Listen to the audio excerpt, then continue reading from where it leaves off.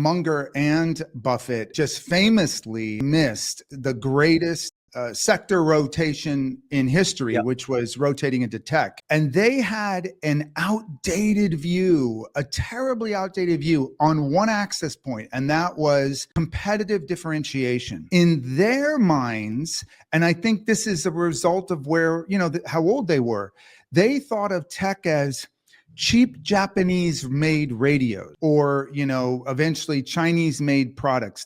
A lot of electronics in the 60s and 70s were coming from Japan, and there really wasn't any competitive barrier.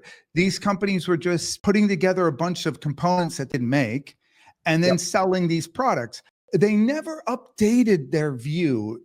The idea now of what we know of as network effects, none of that really, and of course, since I was a tech investor for 3 decades, especially in the 90s, I also respected those guys. I would listen to them and I would think, wow, it seems like they've never bothered to understand why these businesses are growing so fast. And once you get lodged into a certain customer's or vendors' products, like you become a Microsoft or an IBM or whatever customer, it's really hard to migrate away.